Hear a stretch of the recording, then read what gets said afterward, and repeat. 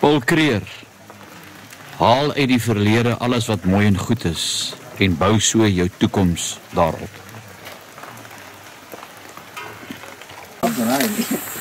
We have a POW lounge there. Okay. There's the general's room, which is masonry items. Okay. Yep. Then all our conference rooms have either military or memorabilia. Our restaurant, the Armory, you're just going to love when you open that up. And then now I'll take you to the Lord Robert wardroom. That's perfect. Isn't it just? Yeah. Doesn't that work? Yeah. It's dates back to 1900. That's the year, huh? Yeah. It's going to open the Lord Roberts document about Kruger. And of course we've got Rudy here, also filming the event. We're in the Lord Roberts room, as you can see from all the photos around the place. And Jy het waaragtig gedabbel. Jy het waaragtig gedabbel. Wat was dat? Jy lyk nes daai meisie. Okay, so all over to you, Sarah. I'm going to take a seat. Yeah, I'll sit. Okay, Let me just want to press the record. I think Okay, there's it going. Is Yeah, it? yeah. Okay. So just if you rip off the plastic, don't touch the ends, All right. because that's where the document's in, but it's very secure inside. There's a lot of sellotape because I was travelling a long way. I just want to try to get So it's like one of those Christmas presents you get when you're a young child. It's half the fun getting to it. I don't want to ruin the paper. That's the problem. No, you won't ruin the document inside because it's got that hard cardboard. Even the paper on the outside. The paper on the outside is just my writing. Yeah.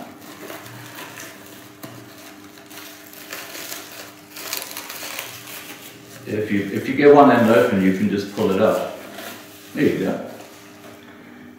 Okay. I'll pull it out. Pull it up, yeah. It's yours. Sure.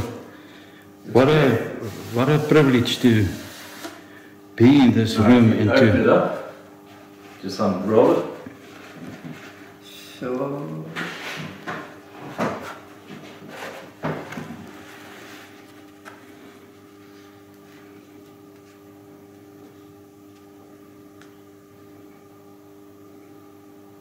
so you must explain, Scott. Well, do you want to read it, Sarah? I suppose so. All right. So, proclamation of the resignation of Mr. S.J.P. Kruger. So, in the year 1900. It's the 14th of September. The late President, Mr. Kruger, and Mr. Reitz, with the archives of the South African Republic, have crossed the Portuguese frontier and arrived at Lorenzo Marques with a view of sailing for Europe at an early date.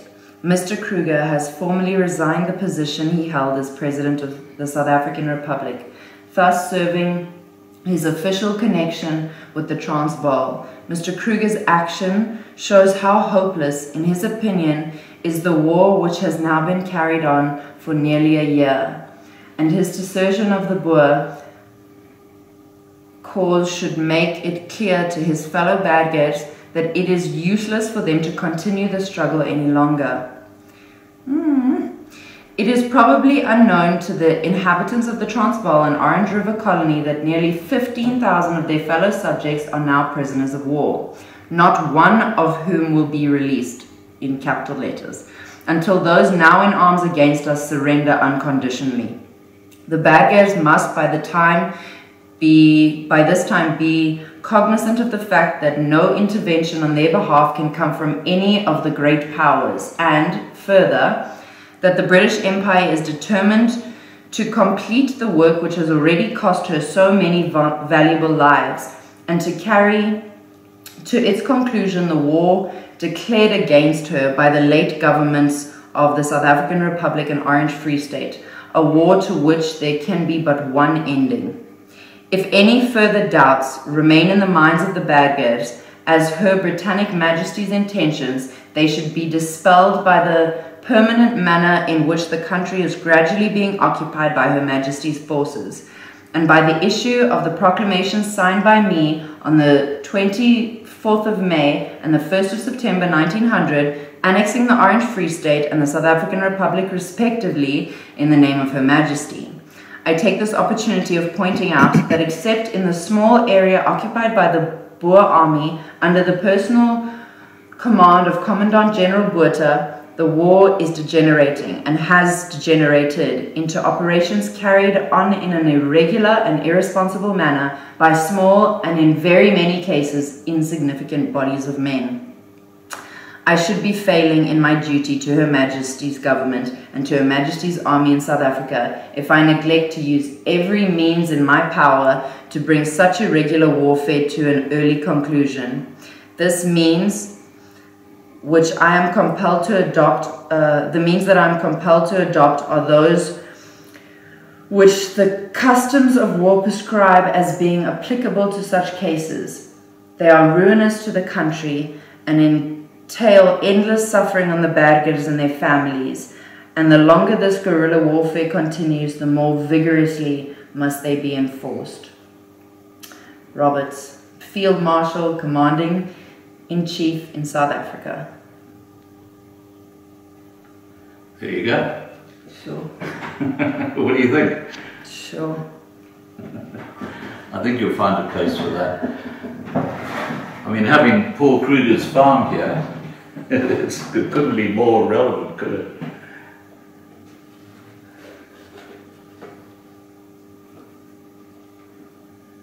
Sure. You see at the top right, it's actually got some writing in ink, Yes, which is how I got it. It's sort of, I guess someone wrote that a long time ago, yeah. Sure. So, what do you think? You like it? It's incredible. Good. Good. But now I have a question. Yeah.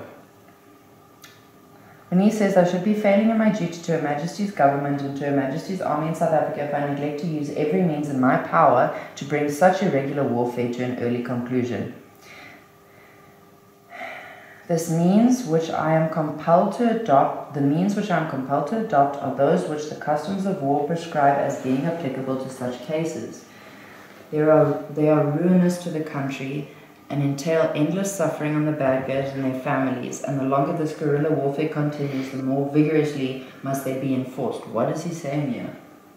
I guess he's talking about, the concentration camps and things like that. The way of stamping down on the Boers. I guess that's what he's talking about. And sending the Boers to St. Helena and to, faraway places as prisoners of war. So you reckon... He's talking about the ramifications if they don't just put down their arms. Yes. More people will die. More people will die. So do you reckon that these few sentences here are the only written or documented sentences that show that he's going to... Well, the British had the power. The concentration camps. Oh no, I think the whole document it's almost like a headmaster saying to the kids, "This is what you're going to do." Yeah. That's what that document's all about. But there's no document besides this that says we're going to do concentration camps. Well, no, I think they were already put into concentration camps, and he saw the suffering. Yeah. And that's why he said, we better end this war now, because obviously it's costing Britain thousands and thousands. They had no more money to carry on with the war. And for their own sake, for the Boers' sake, stop the war, because look at how many women already died in these camps. Do you want to carry on with what shall we call it? A ruthless, war that just brings more and more suffering, and what's the end going to be? The thing you could do with a document like this is actually get someone who is a legal expert on war to actually, undecipher it, because, it's obviously legalese in military terms, some of it, Yeah. Yeah, so what the boundaries of what he's saying is unknown. But it was pretty horrible at that time anyway. Yeah, but that's the original proclamation. And what I understand is that proclamation, it's the only copy, and it's put up on a government building to alert the public to what's happening. Of course, the papers are given just like a press release with the remarks on there, but that's the original proclamation from the actual wall. And you know, it's it's a very, very prominent document. And you asked if Lord Roberts had signed it. Yes, he has, because it's a war document and it's a proclamation, even though it's printed name, yeah. That's his signature. Yeah, exactly. Yeah. Sure. So that could go in this room, or it could go in the Paul Kruger house. It could go somewhere anyway.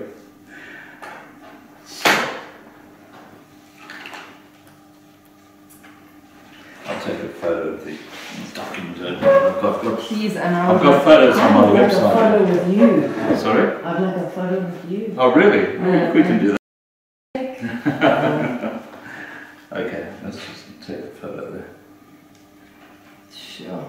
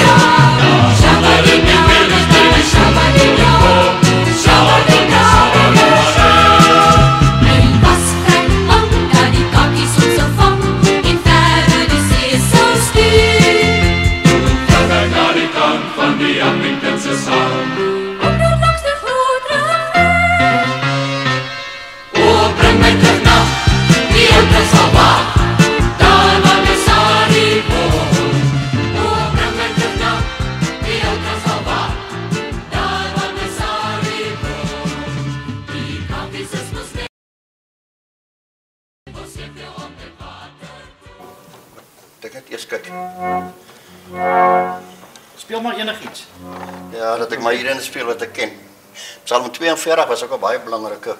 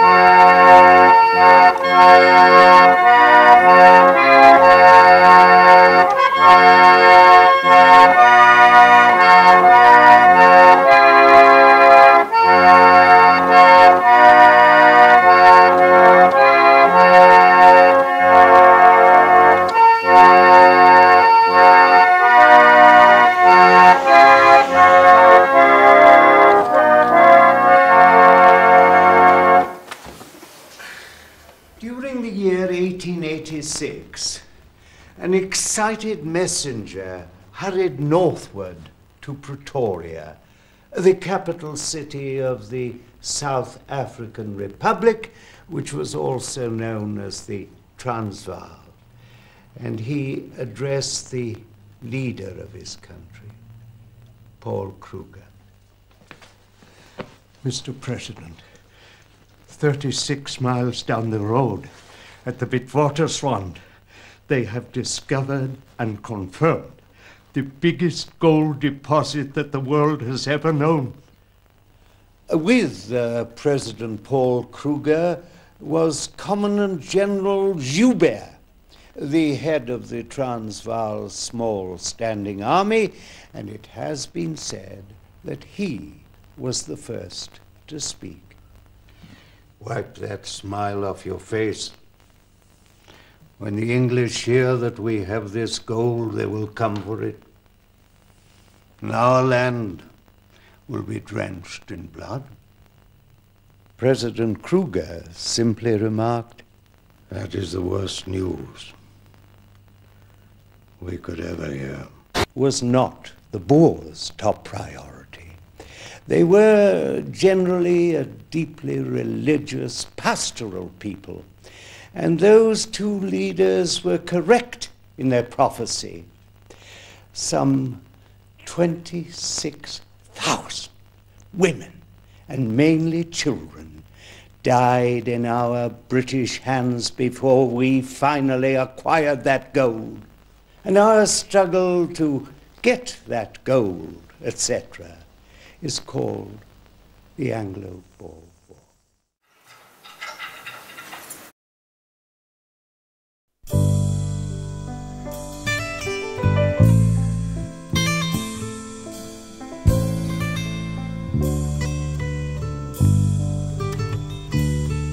Kom burgers, wees getrou, laat ons die moed behou. So veg ons in die stryd vir onafhanklikheid. Gedenk aan volk en land, geborge in Gods hand. Ons sal dit nooit vergeet, in al ons pyn en leed. Die een is in die graf, die ander in die kamp. Maar een ding weet ons bly, die Heer staan aan ons sy. Solank as ons net veg, vir vryheid en vir reg.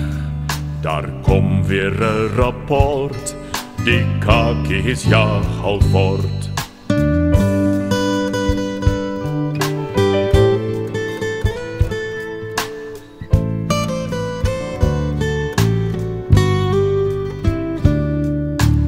Einde is naby van kakies heerskappy.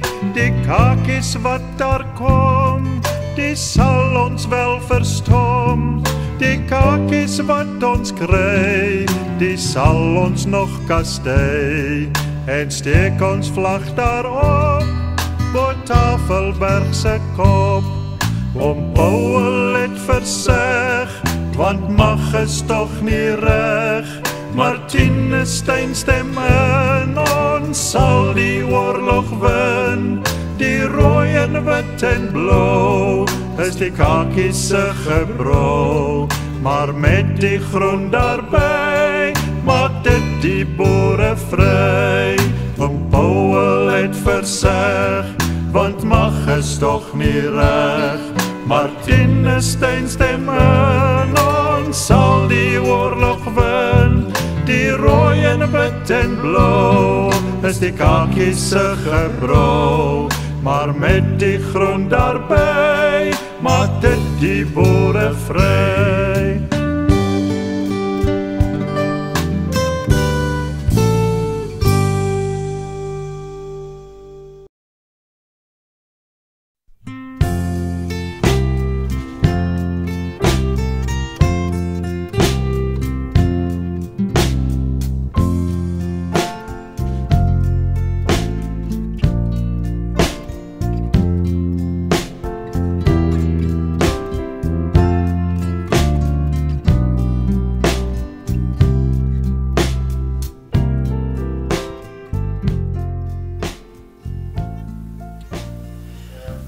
Hierdie tafel waar ons nou by staan het 'n baie geskiedkundige gebeurtenis. Kan ook vir ons 'n bietjie meer sê van die tafel? Hierdie tafel het op 'n fundisie beland. Om een of ander rede, hoekom weet ek nie. En toe het 'n familielid van my pa se broer se skoonpa het die ding gekoop. En sy het hom lank in haar huis in Johannesburg gehad. En toe het sy hom later aan weer aan die museum geskenk vir bewaring. So amper het so 'n stukkie geskiedenis nou verlore. Groot geskiedenis, ja, sy het hom baie jare het sy hom gebruik in haar huis.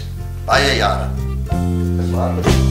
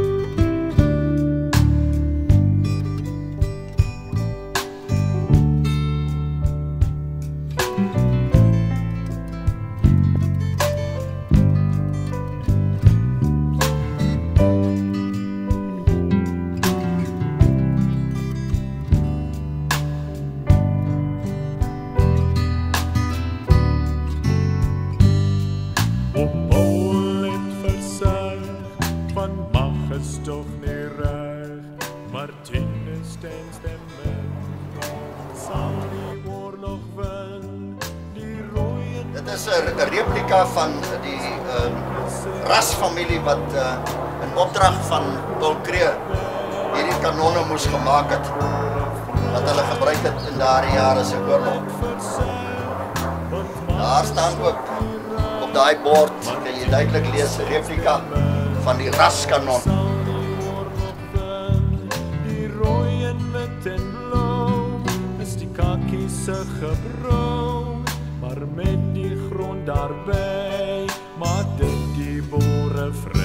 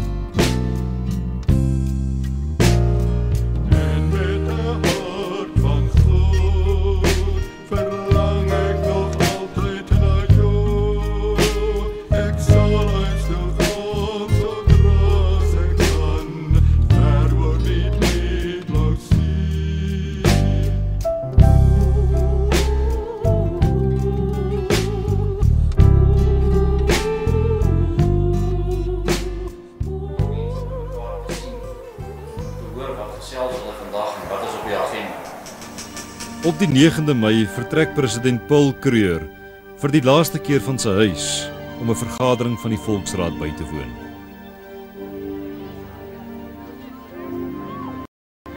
In die Volksraad lewer hy 'n kragtige toespraak. Die vyand wou nie stemreg vir uitlanders hê nie, maar die land. Die geskiedenis van Israel is vir hulle 'n voorbeeld. Die Here het die boere reeds van die groot trek af na vryheid gelei en hy onttrek hom nooit aan sy werk nie. Die 10de Mei. Het skaars 8000 man probeer Louis Botha, wat van die Natalse front af oorgekom het, en De Wet, om die opmars van Roberts met sy 25.000 aan die Sandrivier te sluit. Die boere ken nie Roberts se ontvredelingstaktiek nie, en Botha moet toesien hoe generaal French met sy ruiters wes van die regterflank omtrek. Om nie in die rug aangeval te word nie, moet die boeremag teen skemer terugval. Teen die aand bereik die Transvaalers en De Wet met 'n groepie Vrystaters Kroonstad, maar die meeste Vrystaters kies oos, koers in die rigting van Lindley.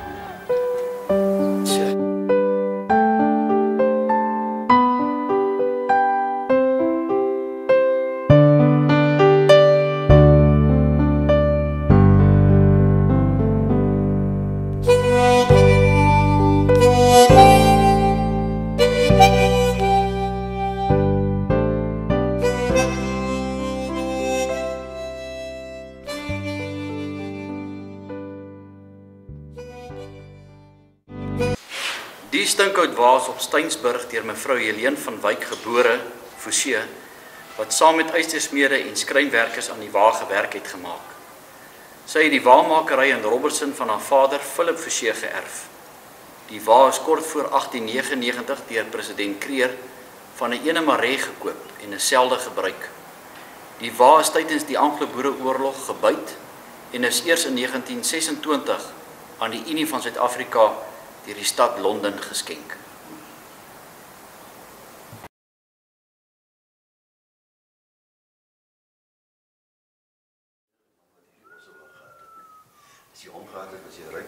Swaalse leiers is dit duidelik dat hulle nie die vyand kan verhinder om Pretoria in te neem nie. Dit word noodsaaklik om president Kreer en sy regering na 'n veiliger plek te verskuif. 29 Mei. Teen die aand neem die president afskeid van sy vrou, Gesina, want haar gesondheid laat haar nie toe om hom te vergesel nie. 'n Landauer, getrek deur 4 perde, neem Kreer na eerste fabrieken, van waar hy per trein langs die Delagoa Baai spoorlyn na Machadodorp reis.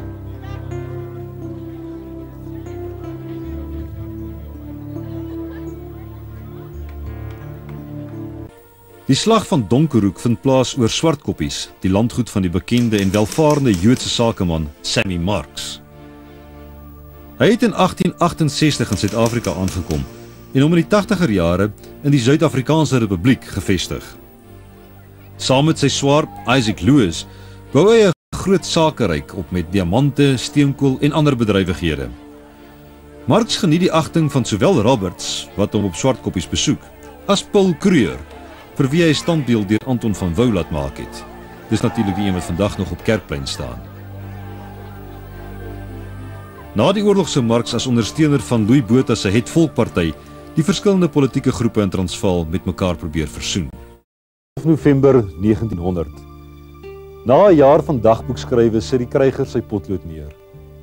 Maar wat lê vir die boere en Britte voor? Lord Kitchener sal Lord Roberts se beleid van verskroeide aarde kragtadig voortsit. Duisende stuks vee sal afgemaai word, gesaaides vernietig en huise afgebrand word, om die boer se weerstand te breek en om sy voedsel te ontneem. En dan, wanneer die huise afgebrand is, sal daar 'n plan gemaak word met die hawelose boervroue en hulle kinders. Meer as 100.000 sal in konsentrasiekampe versamel word, waar die bestuur so swak sal wees dat siektes uitbreek en die dood 'n kwart van die kampbewoners kom haal. Ook swart mense sal hierdie lyding aan Britse hand ondergaan. Sal die burgers die guerrilla-oorlog vir iets meer as 18 maande volhou. Dis veg en vlug en veg en vlug. Vlug vol moed. Maar daar sal ook die afvalliges wees. Wapenneerleggers, of soos die boere hulle noem, hensoppers. Erger nog, dit sal by die vyand aansluit. Joiners word, die vir 3 geslagte gebrandmerk word. Swart stamme sal toenemend 'n bedreiging vir geïsoleerde kommandos en rond vlugtende vrouelaars word. En dan sal daar vrede op 31 Mei 1902 aanbreek. Maar vir die Afrikaner sal dit 'n vrede sonder vryheid wees. Sy republieke sal hy verloor. Sommige sal in die geloof wankel, maar die meeste sal berus in die wil van God en saam met generaal Jan Smit stem as hy verklaar: Miskien is dit God se wil om die volk van Suid-Afrika deur nederlaag, deur vernedering, ja selfs deur die dal van doodskade weer te lei tot 'n beter toekoms op 'n helder dag.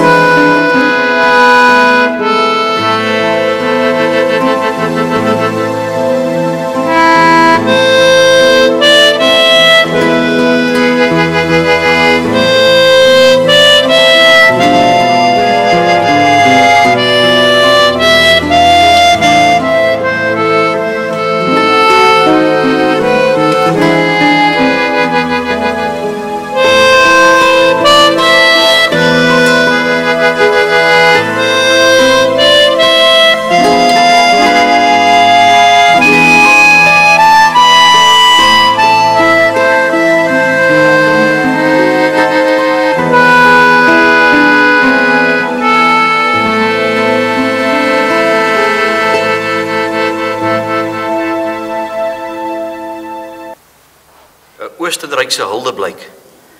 Aan die heldevolk en sy leiers. Dit is gemaak van groen gebytste palisanderhout en verseël met vervulde brons en gegemalieerde ornamente.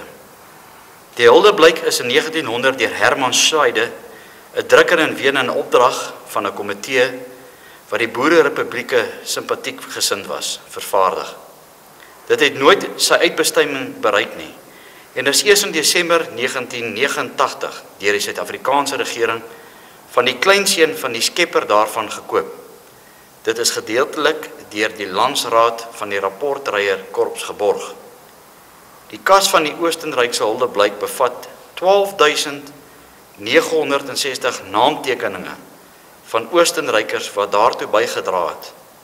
Die naamtekeninge verskyn op 720 goudrand velle papier soos hierdie voorbeeld.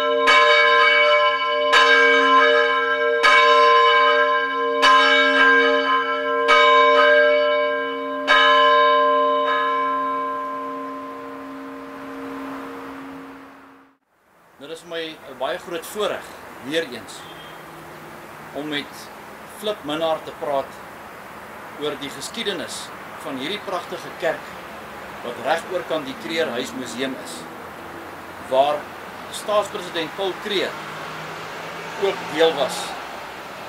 En die kerk dateer ook gedurende die Anglo-Boereoorlog. Oom Flip, wanneer is hierdie kerk gebou? Hierdie kerk is gebou 1896. Op 10 Oktober 1896 het die president die hoeksteen gelê. Jy sal daar die hoeksteen sien, maar terloops daar die hoeksteen wat daar lê, is 'n replika. Die oorspronklike hoeksteen is uitgehaal. Ek sal hom nou vir julle wys. Hy staan in die portaal.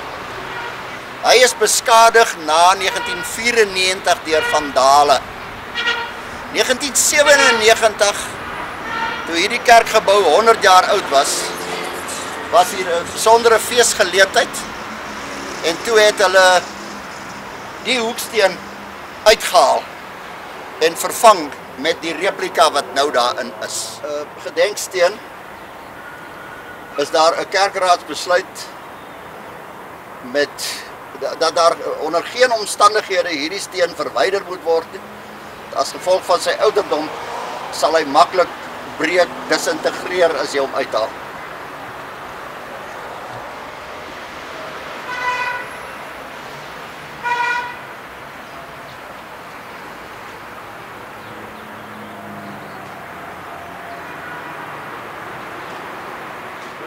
Die kerkklok wat jy gehoor het wat daar gelui is gemaak in 1897 ook in Holland.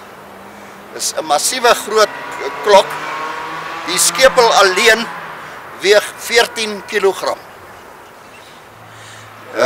Ons gaan nou hier in die noorde kant van die kerk by galery. Noordoos, daar is ook 'n noordweste kant, waar hierdie is die noordooste kant waar die meeste gebruik word. En dan nog sommer net so 'n ligte lyn, jy kan hier kies. Waar wil jy loop, die breë weg of die smal weg? En dan moet jy nou maar vir hulle die breë weg en die smal wegwys. Jy verstaan wat ek Ja. Wat oom Flip nou eintlik bedoel is, aan die muur se kant is nou die breë weg. En as jy dan nou hierdie kant toe gaan, is dit nou spreek woordelik nou die smal weg.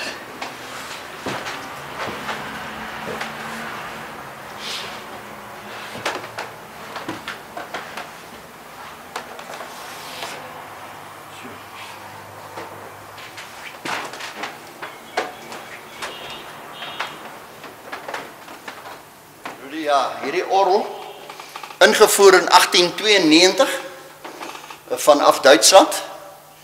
Dis 'n Sauer orgel. Hy het vir 'n paar jaar in die ou kerkie gespeel wat afgebreek is. Toe hulle hierdie kerkgebou opgerig het, het hulle die orgel daar uitgehaal, die kerkie wat hier agter hierdie kerkgebou staan. En hy is toe in hierdie kerk geïnstalleer. Hierdie orgel kan jy nou, as daar nie elektrisiteit is nie, kan jy hom in die hand pomp en hy gee genoeg wind om die hele erediens deur sang te begelei. Maar daar moet altyd maar iemand wees om altyd te pomp as daar gesing moet word.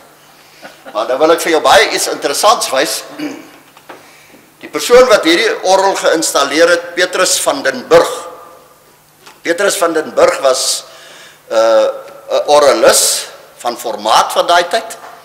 Hy was ook 'n orgelbouer. Hy het hierdie orgel geïnstalleer in die ou kerk. Met die installasie daarvan het hy met potlood op een van die houtpype die datum geskryf. En ek wil graag vir jou wys, dit staan nou nog daar.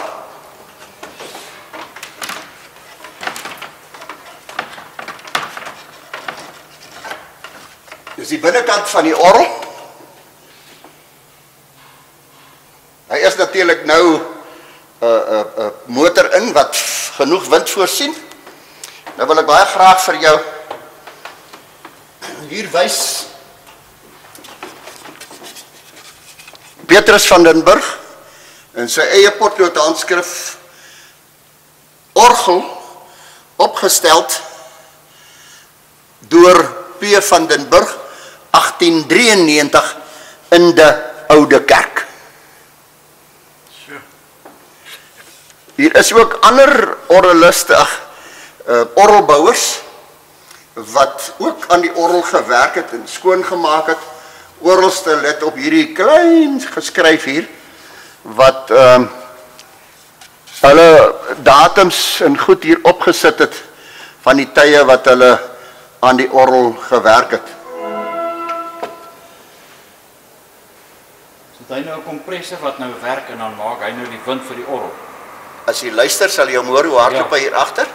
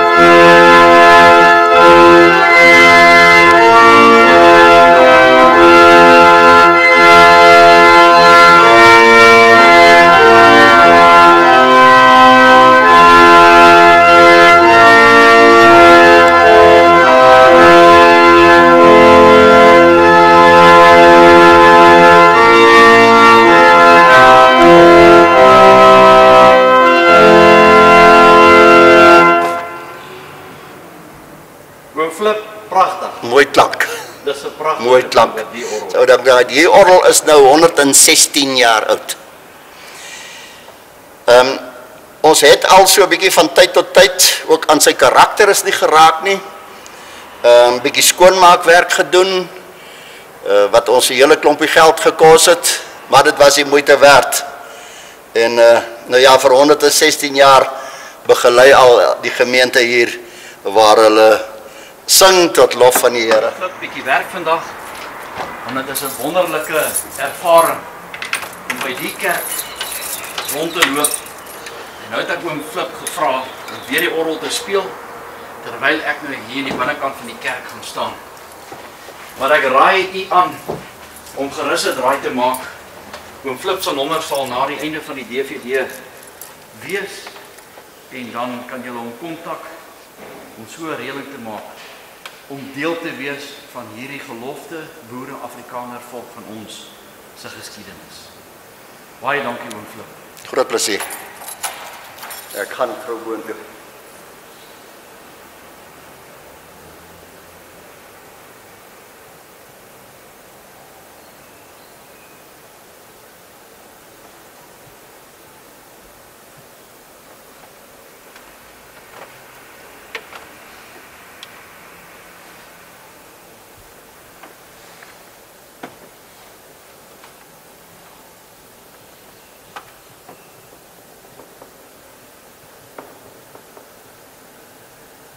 Dit is nou September die jaar 2010 en in hierdie einste kerk was staatspresident Paul Kruger gewees. En hierdie is 'n boodskap aan ons gelofte boere Afrikaner volk. Voor my lê die Bybel. En ek praat ook met myself en ek praat ook met my mede-Afrikaner, my boere Afrikaner. Dit is die pad wat ons nodig het, want anderste het ons as gelofte boere Afrikaner volk geen toekoms nie.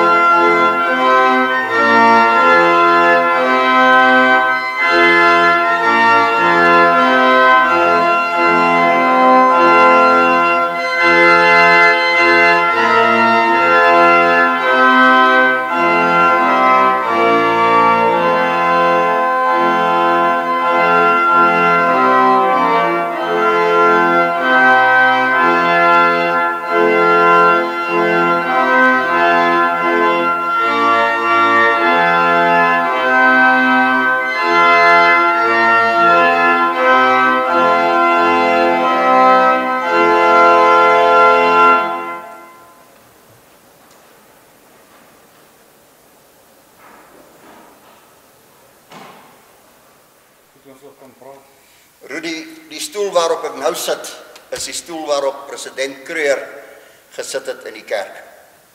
Die stoel hier langs my is sy vrou se stoel. By hierdie stoel het ons 'n bypassende voetstoeltjie. Die aard van die saak is, hy kan wegraak omdat hy maar baie klein is, en die is nou maar weggebêre en dit kan nou ongelukkig nie tentoongestel word. Die rede waarom die stoele hier staan is nou maar bloot net vir vertoning. Die stoele saam met die kerkgebou is in 1979 as nasionale gedenkwaardigheid verklaar. Bygesê, in die ou tyd het mans en vrouens in hierdie kerk nie deur mekaar gesit. Die president het hier reg voor gesit en sy vrou het daar gesit. Hulle mag ook nie by mekaar gesit het nie, omdat die gemeente nie by mekaar gesit het nie. Die stoele het die vrouens en die kinders opgesit. Die banke, die mans. Die rede waarom dit stoele is, jy sal kyk, as jy na die grondplan van die kerk kyk, dan sal jy 'n kruiseffek kry. Hierdie kerk is gebou in 'n kruiseffek. Die argitek was Klaas van Ruyse. Die Klaas van Ruyse was ook die skriba van hierdie kerkraad. En ook by die bou van hierdie kerk het hy die opdrag gehad van die kerkraad om toesig te hou dat hierdie kerk presies volgens plan gebou word. Selfs bo op die plafon is 'n kruis merkbaar. Die preekstoel is eikehout ingevoer vanaf Korea.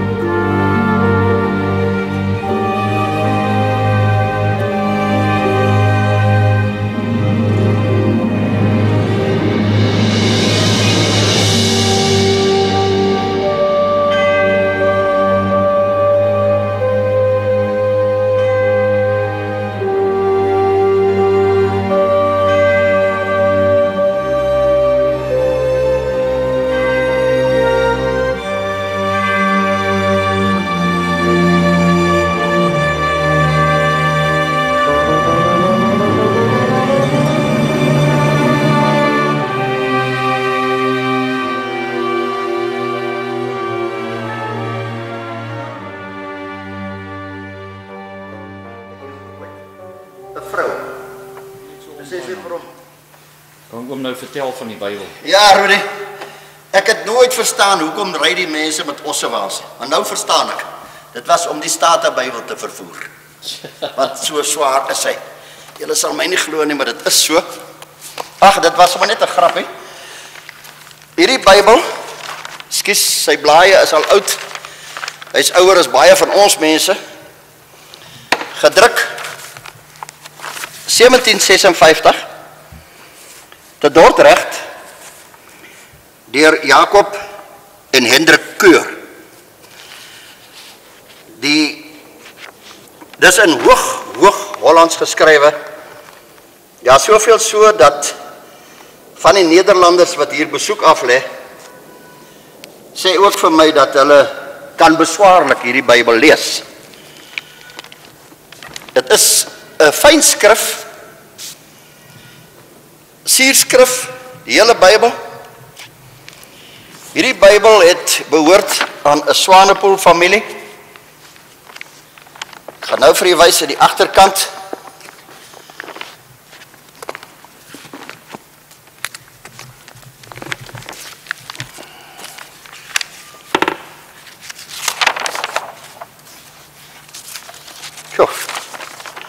Goed. Kyk hoe netjies is hier geskrywe en hoe reguit. En dis mense wat gebore is 1819 met sy hele geslagsregister aangeteken van sy kinders, geboortedatums. Naast hierdie Bybel het ons ook 'n paar ander Bybels wat ons in die Kluisberge, 'n Bybel wat onder andere deur P.G.W. Grobler op 24 Desember 1897 geskenk is vir die ingebruikneming van hierdie kerkgebou. Dis ook 'n Bybel wat ons vir bewaring hou in die kluis. Ons het nou maar hierdie ene maar hier in die kerk, waar ons hom ook maar uitstal en dan soms vir die besoekers van oorsee wys as ons bietjie die geskiedenis vertel. Hierdie gemeente was op 7 en 8 April 2009 150 jaar oud. Die gemeente is gestig April 1859 op die plaas Leeufontein aan die kant Baviaanspoort. Tydens ons feesvieringe oor die naweek van Mei maand die 16de het ons die Saterdagoggend die 16de 'n gedenksteen onthul by die begrafplaas waar oud lidmate onder andere ouderlinge begrawe is. het ons daar 'n gedenksteen gelê en dit ook daar onthul. Ja, ook vir die nageslag. En toe het ons feesverrigtinge hier verder kom voortsit en ons het ook 'n gedenksteen hier teen die muur opgerig, 'n replika van die oorspronklike een. Rudy, hierdie deur is op 25 Desember 1897 oopgesluit deur president Kruger. So die mense maar ingestap, al singende Psalm 100 vers 1 tot 4. Die predikante van daai tyd is Dominee Dirk Postma van Nederland af beroep hiernatoe, 1859, en hier sit hulle almal in volgorde,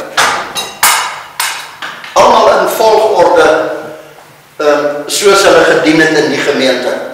Dominee Postma, 1859, 1890. N.J.R. Swart, 1866, 1872. Die eerste staatssekretaris. Hy is ook natuurlijk dat hy sy roeping neergelê, wel eintlik geskort. Hierdie dominee gedien 1872 tot 1880, hy het ook sy roeping neergelê. 'n nasaad van die eerste Postma, 1892, 1904. Nog 'n Postma, 1904, 1906. Los, 1908, 1914. Bos was 'n sendeling. 1910 tot 1923. Die opdrag van Matteus 28 vers 19. Gaan heen, verkondig die woord van die Here aan alle volke, tale en nasies. Ons het as Christene gedoen wat ons kan vir anderstalige mense. Die woord van die Here is nie vir onsself gehou nie, hy is uitgedra. Hierdie dominee was 70, was hierdie kerkgebou 100 jaar. Die koster voor my, dame Johanna Meyer, was toe al reeds baie siek aan kanker, en sy het daardie tapisseriewerk gemaak vanaf die foto wat ons nou gewys het, die nuwe kerkgebou en die ou kerkgebou, en hulle het hom nou hier vir bewaring opgesit, vertoon pragtig daar. Dis die oorspronklike hoeksteen, wat deur die president Paul Kruger gelê is. Die rede waarom hy hier staan, het ons reeds vroeër in die begin van die program gesê dat hierdie hoeksteen is verwyder as gevolg van beskadiging deur vandale, en daar staan die ou kerkie waarvan ons flissies gepraat het, wat toe ongelukkig later aan afgebreek is. Ek sou sê, mense sal baie graag vandag wou gehad het as 'n kerkmuseum. En mense kon baie dinge daar as 'n museum.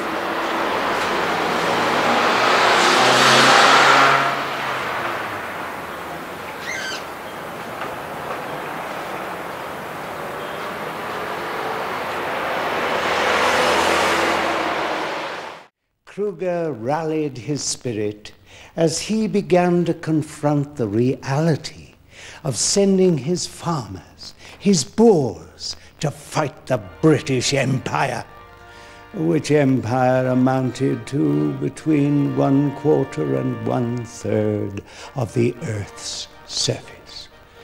Kruger then said, "If the British Empire wins this war, you will pay a price that will stagger humanity." And he was right. The war proved to be virtually the beginning of the end of the British Empire. Milner reiterated his argument that Britain had no quarrel with the Orange Free State. Well, there was little known gold in that country. President Steyn was direct in his reply. If you attack the Transvaal, you will be attacking us. And the day I say war, it will be war to the bitter end. It was then that President Kruger moved firmly and irrevocably. He issued an ultimatum to Chamberlain, Milner, Rhodes, and Dreadful Company. Your British troops on the borders of the Transvaal Republic must be instantly withdrawn. All British reinforcements now on the high seas must not be landed in any port of South Africa. And if you fail to comply within 48 hours, the Transvaal will with great regret be compelled to regard your action as a formal declaration of war. Well, with the whole world watching, perfidious Albion, Britain, could not climb down. And so on October the 12th, 1899, along the vast borders of the Orange Free State and the Transvaal, tens of thousands of mounted Boers crossed southward into the British colonies of the Cape and Natal.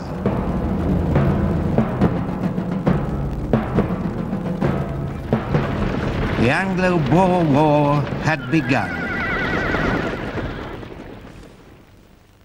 Oh, and incidentally, it was mutually understood that it was to be strictly a white man's war, as far as possible.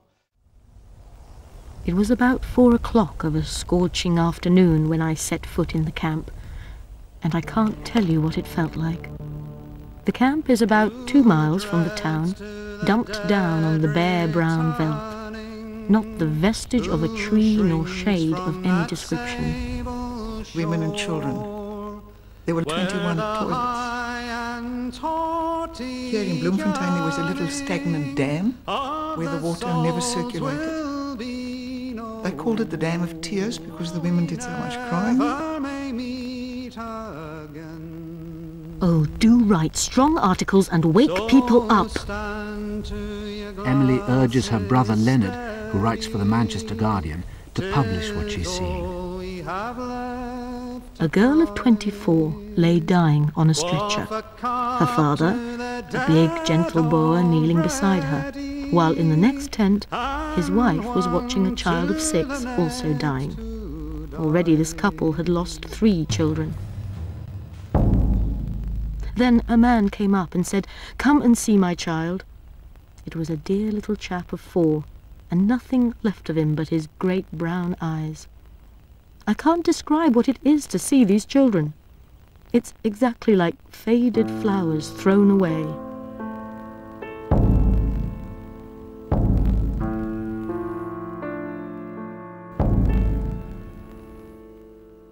Miskien ook sal ons sterwe en iewers ruglings stort. Dat hierdie helder aarde in ons verdonker word. Miskien sal niemand later mooi dinge van ons weet en nêrens sin te kry wees in al ons stryd en leed. Sal elkeen as hy magteloos naby die sterwe lê, net hierdie eensaam wete uiteindelik nog hê.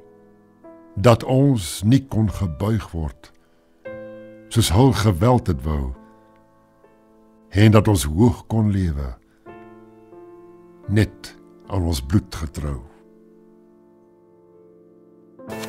1756, te Dordrecht, deur Jacob en Hendrik Keur.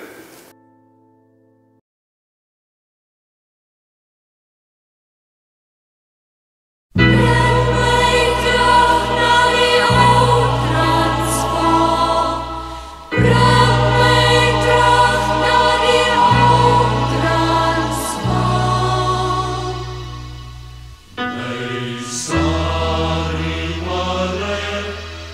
so ver van my hart, maar koop om maar weer te sien. Sy het in die wijk van die mooie rivier gewoon, nog voor die oorlog het begin. O, bring my terug na die ou Transvaal, daar waar my Sarie woon. My Sarie Marek is so ver van my hart, maar koop om maar weer te sien. Sy het in die wijk van die mooie rivier gewoon, nog voor die oorlog het begin. O, bring my terug na die ou Transvaal, daar waar my Sarie woon. Daar in die village by die Shabadino, Shabadino, Hy was vrek bang dat die kakkies ons sou vang en verder die see sou stuur. Gaan hy na die kant van die Hamiltonse saam. Onder langs die groot rivier. O, bring my terug na die ou Transvaal, daar waar my Sarie woon. O, bring my terug na die ou Transvaal, daar waar my Sarie woon. Die kakkies is mos net, ons het jou op die water. Ek net eers kyk. Speel maar enigiets. Ja, dat ek maar hierin speel wat ek ken. Psalm 42 was ook 'n baie belangrike.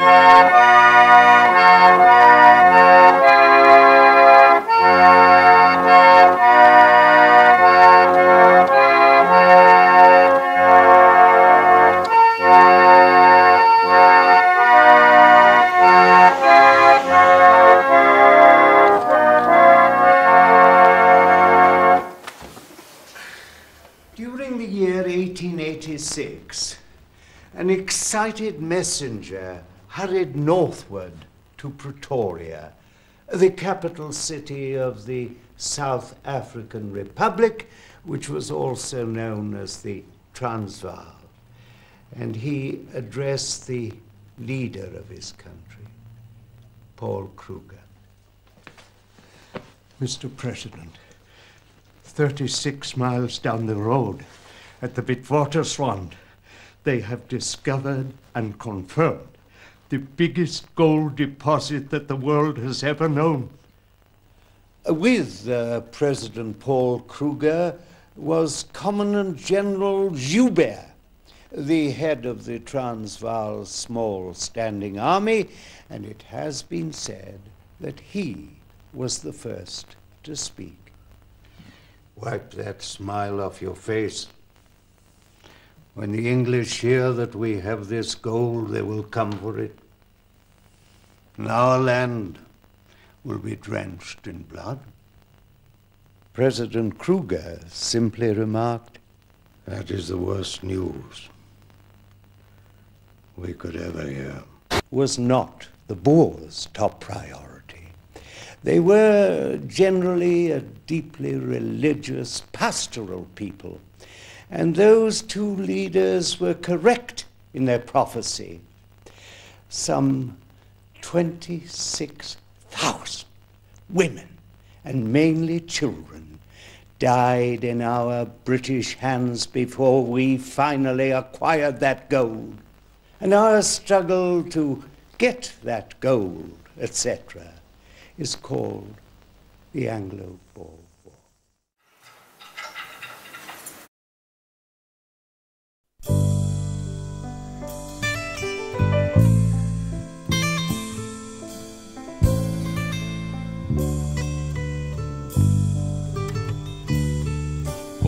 burgers wees getrou, laat ons die moed behou. So veg ons in die stryd vir onafhanklikheid. Gedenk aan volk en land, geborge in Gods hand.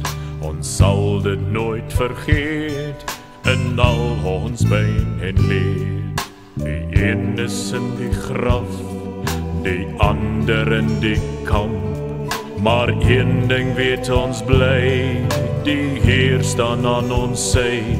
Solank as ons net veg, vir vryheid en vir reg. Daar kom weer 'n rapport, die kakies jag al fort.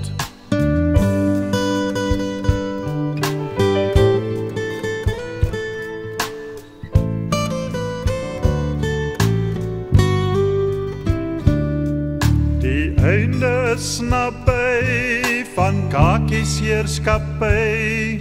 Die kakies wat daar kom, die sal ons wel verstom. Die kakies wat ons kry, die sal ons nog kastei. En steek ons vlag daarop, bo Tafelberg se kop.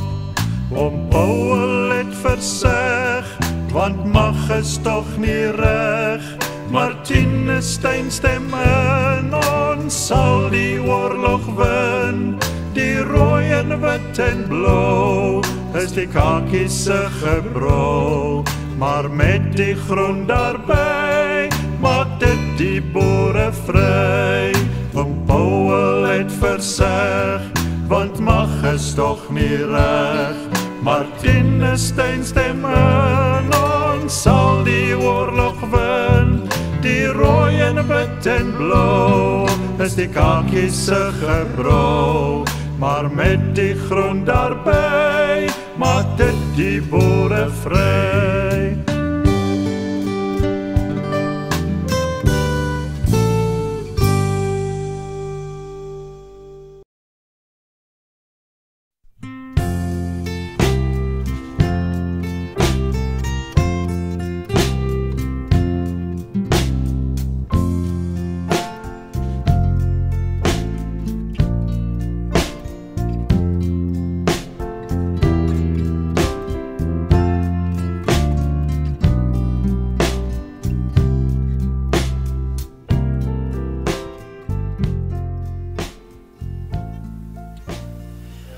Hierdie tafel waar ons nou by staan het 'n baie geskiedkundige gebeurtenis. Kan oor vir ons 'n bietjie meer sê van die tafel? Hierdie tafel het op 'n fundisie beland. Om een of ander rede, hoekom weet ek nie. En toe het 'n familielid van my pa se broer se skoonpa die ding gekoop. En sy het hom lank in haar huis in Johannesburg gehad. En toe het sy hom later aan weer aan die museum geskenk vir bewaring. So amper 'n stukkie geskiedenis nou verlore. Groot geskiedenis, ja, sy het hom baie jare het sy hom gebruik in haar huis. Baie jare. Dis waar.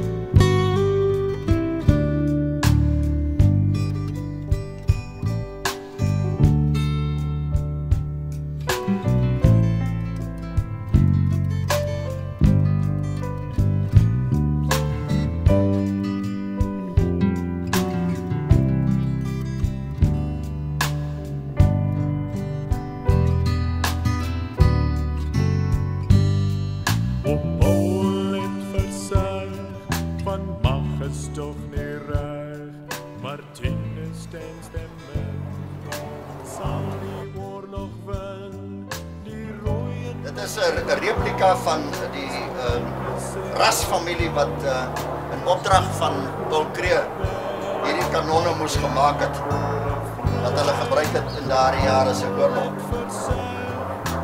Daar staan ook op daai bord, kan jy duidelik lees, replika van die raskanon.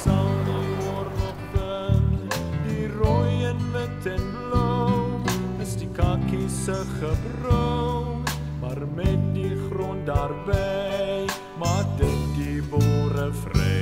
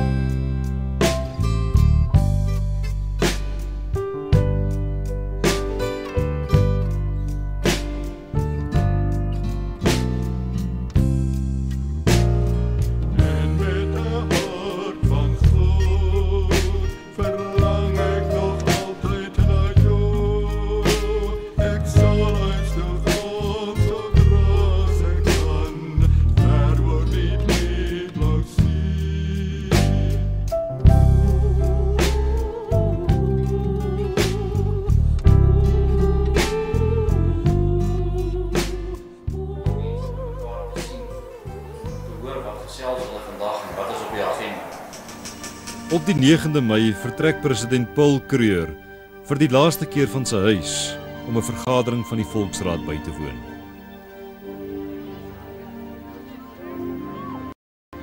In die Volksraad lewer hy 'n kragtige toespraak.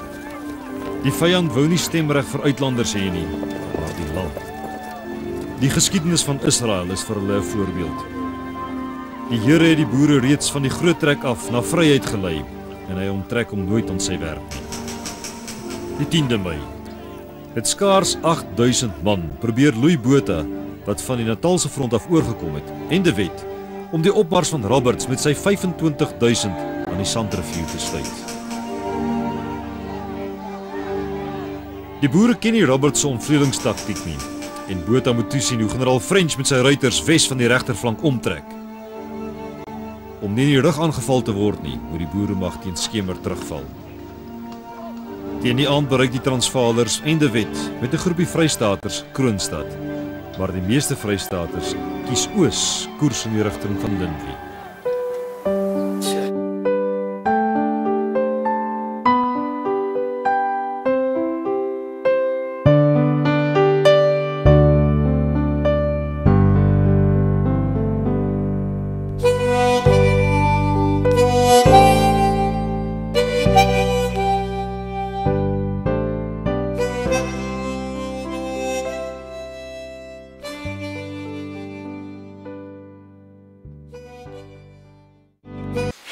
Die stinkhout waas op Steynsburg deur mevrou Helene van Wyk gebore, Forsie, wat saam met ystersmede en skrynwerkers aan die wa gewerk het gemaak.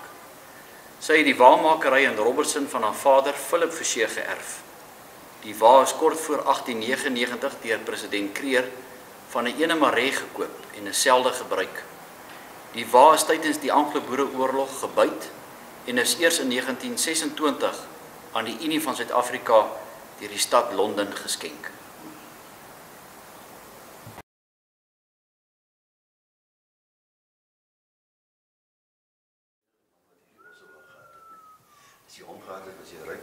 Transvaalse leiers is dit duidelik dat hulle nie die vyand kan verhinder om Pretoria in te neem nie. Dit word noodsaaklik om president Kruger en sy regering na 'n veiliger plek te verskuif. 29 Mei. Teen die aand neem die president afskeid van sy vrou, Gesina, want haar gesondheid laat haar nie toe om hom te vergesel nie. 'n Landauer, getrek deur 4 perde, neem Kruger na eerste fabrieken, vanwaar hy per trein langs die Delagoa Baai spoorlyn na Machadodorp reis.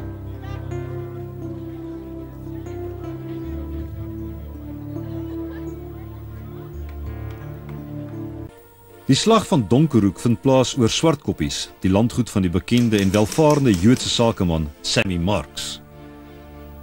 Hy het in 1868 in Suid-Afrika aangekom en hom in die 80er jare in die Suid-Afrikaanse Republiek gevestig.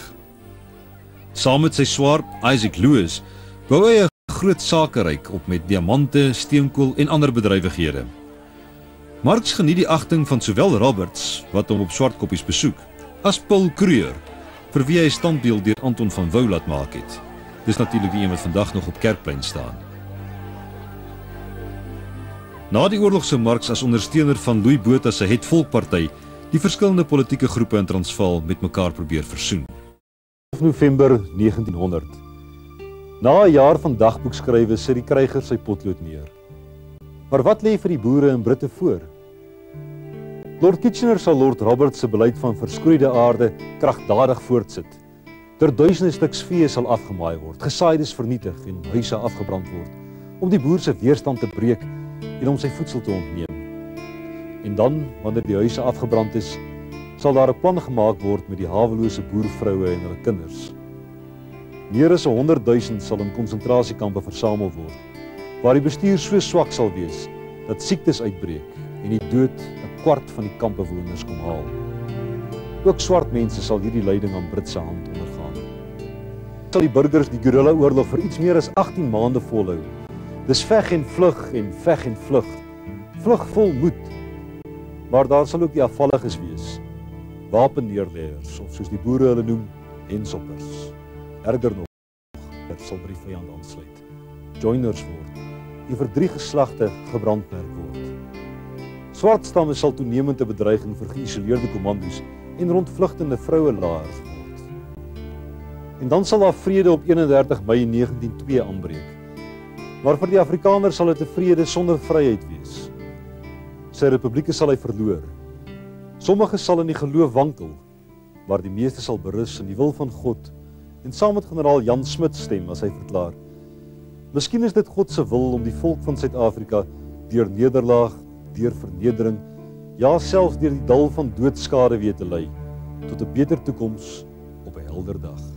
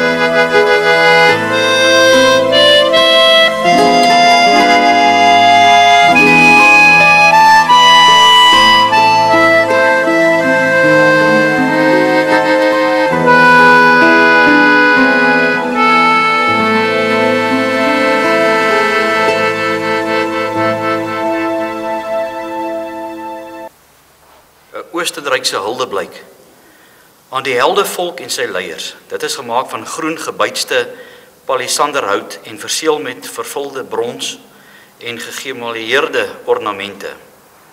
Die huldeblyk is in 1900 deur Herman Scheide, 'n drukker in Wene in opdrag van 'n komitee wat die Boererepublieke simpatiek gesind was, vervaardig.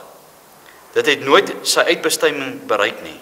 En is eers in Desember 1989 deur die Suid-Afrikaanse regering van die kleinseun van die skepper daarvan gekoop. Dit is gedeeltelik deur die Landsraad van die Rapportryër Korps geborg. Die kas van die Oostenrykse huldeblyk bevat 12.960 naamtekeninge van Oostenrykers wat daartoe bygedra het. Die naamtekeninge verskyn op 720 goudrand velle papier soos hierdie voorbeeld.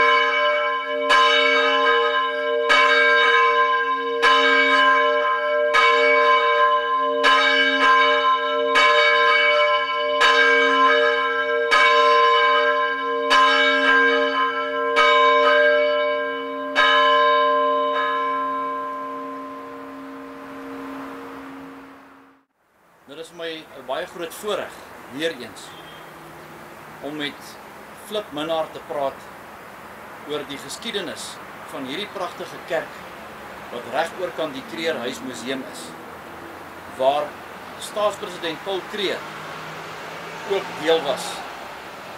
En die kerk dateer ook gedurende die Anglo-Boereoorlog. Oom Flip, wanneer is hierdie kerk gebou? Hierdie kerk is gebou 1896. Op 10 Oktober 1896 het die president die hoeksteen gelê. Jy sal daar die hoeksteen sien, maar terloops daar die hoeksteen wat daar lê, is 'n replika. Die oorspronklike hoeksteen is uitgehaal. Ek sal hom nou vir julle wys. Hy staan in die portaal. Hy is beskadig na 1994 deur vandale. 1997, toe hierdie kerkgebou 100 jaar oud was hier 'n besondere feesgeleentheid. En toe het hulle die hoeksteen uitgehaal en vervang met die replika wat nou daarin is. Gedenksteen is daar 'n kerkraadsbesluit dat daar onder geen omstandighede hierdie steen verwyder moet word nie. As gevolg van sy ouderdom sal hy maklik breek, disintegreer as jy hom uithaal.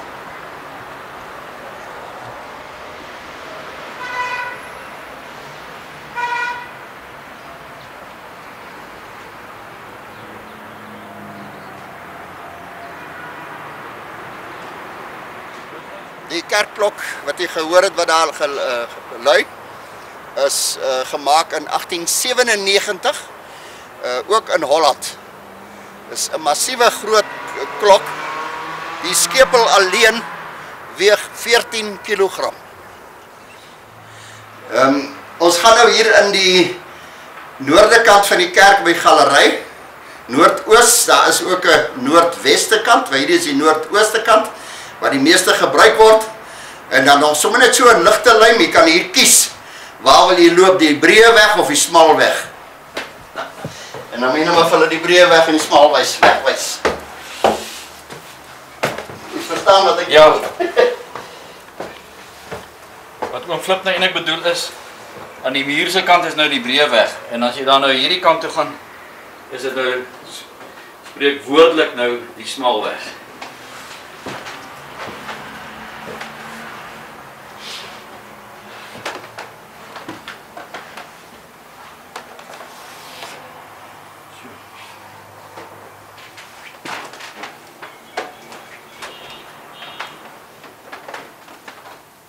Ja, hierdie orgel, ingevoer in 1892 vanaf Duitsland. Dit is 'n Sauer orgel. Hy het vir 'n paar jaar in die ou kerkie gespeel wat afgebreek is. En toe hulle hierdie kerkgebou opgerig het, het hulle die orgel daar uitgehaal, die kerkie wat hier agter hierdie kerkgebou staan. En hy is toe in hierdie kerk geïnstalleer.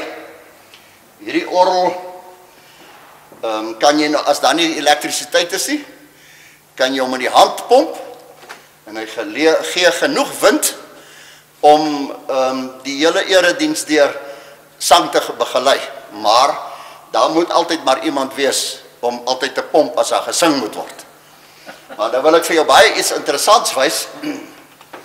Die persoon wat hierdie orgel geïnstalleer het, Petrus van den Burg. Petrus van den Burg was 'n orgelis van formaat van daai tyd. Hy was ook 'n orgelbouer. Hy het hierdie orgel geïnstalleer in die ou kerk. Met die installasie daarvan het hy met potlood op een van die houtpype die datum geskryf. En ek wil graag vir jou wys, dit staan nou nog daar.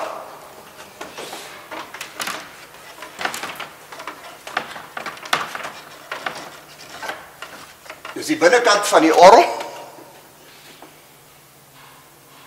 Hy is natuurlik nou 'n motor in wat genoeg wind voorsien. Nou wil ek baie graag vir jou hier wys Petrus van den Burg in sy eie potlood handskrif orgel opgesteld deur P. van den Burg 1893 in die Oude Kerk. Hier is ook ander orgeliste, orgelbouers wat ook aan die orgel gewerk het en skoongemaak het. Orgelstel het op hierdie klein geskryf hier wat hulle datums en goed hier opgesit het van die tye wat hulle aan die orgel gewerk het. So hy nou 'n kompressor wat nou werk en dan maak hy nou die wind vir die orgel. As jy luister sal jy hom hoor hoe hardloop hy hier agter.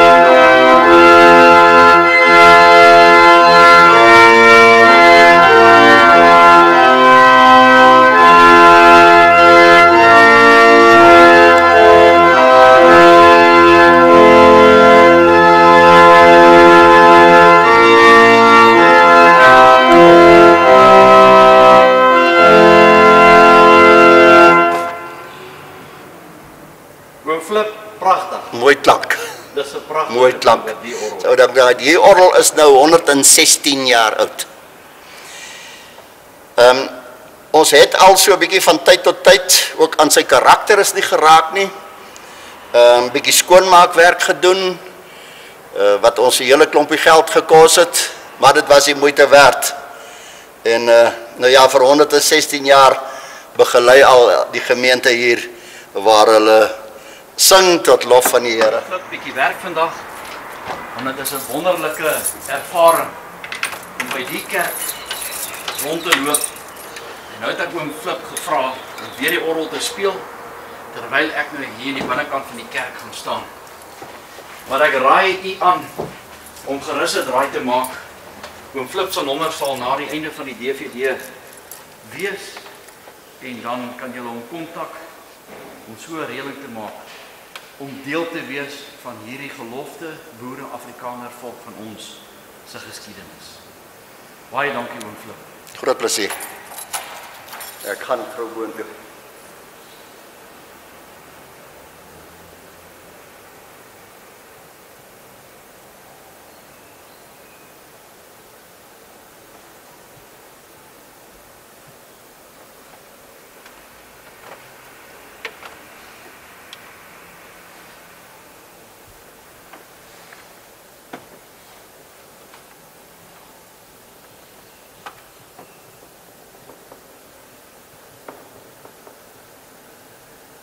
Dit is nou September die jaar 2010 en in hierdie einste kerk was staatspresident Paul Kruger gewees.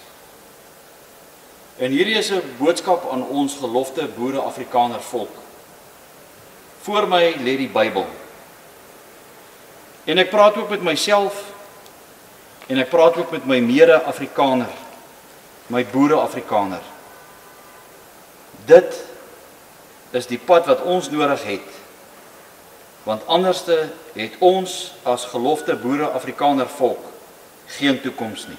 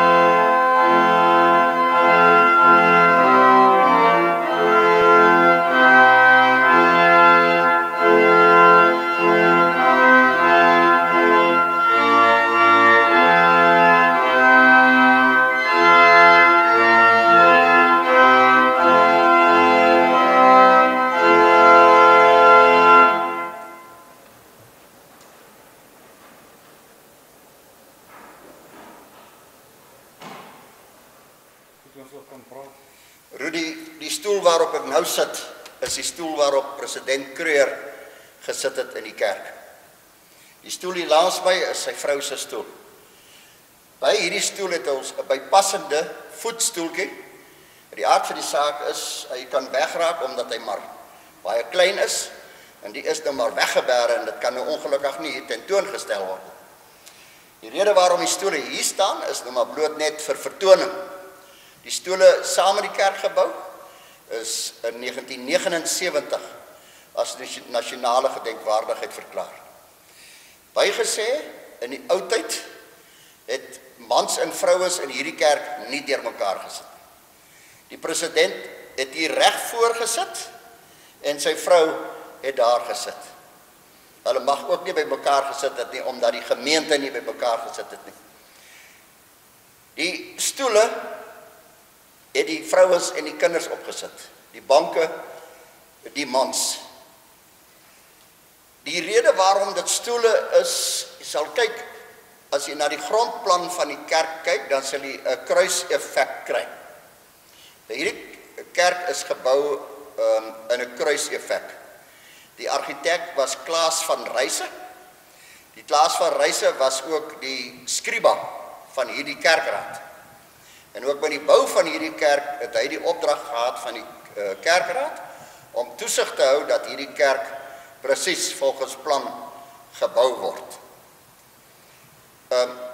Selfs bo op die plafon is 'n kruis merkbaar. Die preekstoel is eikehout, ingevoer vanaf Korea.